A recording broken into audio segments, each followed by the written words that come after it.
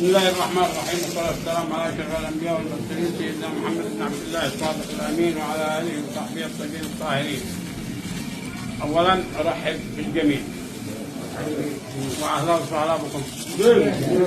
وأنتم الذي بات قيموا ريمة، وأنتم الذي بات ضعوا ريمة تحت التراب. فوجود أبناء ريمة كاملا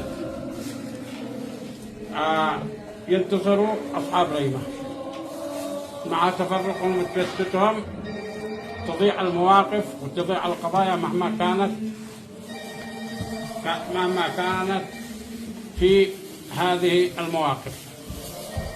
وخاصة أريد أن أقول للمشايخ عليهم أن يتوحدوا وأن تصير كلمتنا واحدة، مهما كان لا أحد أزود من أحد ولا أحد أكبر من أحد، ولا يمكن نستغفل أحد أو ننقص من جهد أحد، فكلهم المشايخ على العين والرأس.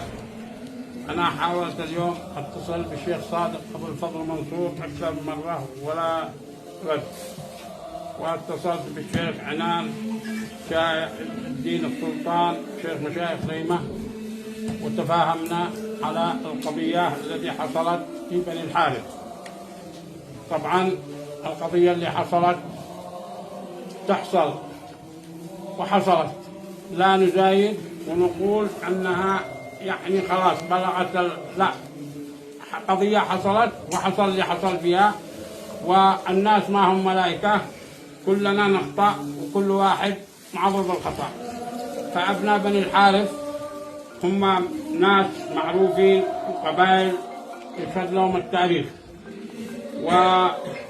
وهم يعرفوا الذي لهم والذي عليهم، فنحن جزءا لا يتجزأ، والسيء ما هو من أحد.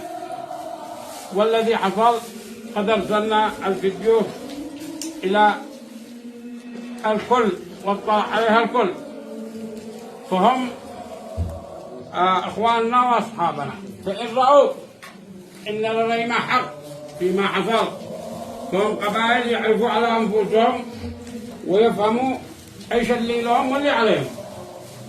وإن شافوا أن ما بش الريمة حق وأن الريمة ما يستحقش ما حصل، فنحن مبيضين لهم، والدولة مرجع الجميع بدون زعل مننا ولا منهم. لكن احنا بنقول حق الأخوة وحق المروة وحق الجورة، وقد احنا شيء واحد، واصحاب ريمة في بني الحارث من أقصاها لا أقصاها جيران ومتقاوين، وقد في نسابة ومن أول ومن الآن، وسيظل على الحال على ما هو عليه. فنحن نقول لأصحاب بني الحارث أخواننا وأصحابنا، هم يعني ناس يعرفوا الأسلاف والأعراف من أولها لآخرها، ويعرفوا القواعد العرفية والقبلية بين حاشدي وبكيلي ومدحجي وحميري، وهم على رأس القبائل، لا يحتاجوا من يعرفهم. فقد اتصل بي الأخ عادل الحنبصي وتم النقاش حول هذا الموضوع، وطلب مني أن أعطيه وعد، فقلنا تمام. أيضا اتصل بي الأخ الشيخ حمد بن راكان مدير عام مديرية بني الحارث، وتكلمت معه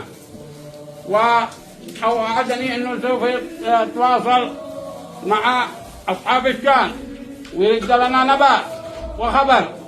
فأرجو من الإخوة الحاضرين جميعا أن يبلغوا الذي لم يحضروا أن علينا أن نحترم الآخرين، وأن لا يمكن أن نسوء إلى الناس أو بالسب أو بالفسبكة أو بالباء.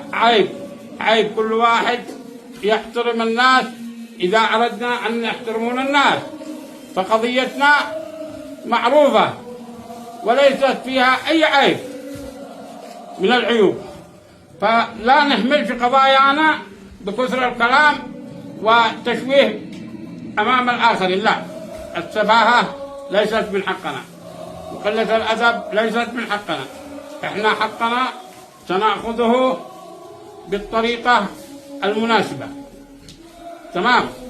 والعرض أنا أعتقد أنه عرض ريمة كامل وعرض اليمن كامل، ولا أحد يرضى بمثل هذه الأعمال مهما كانت وأينما كانت وفي أي بلاد في اليمن أو محافظة أو عزلة أو قرية، فالجميع يفهم هذا الكلام.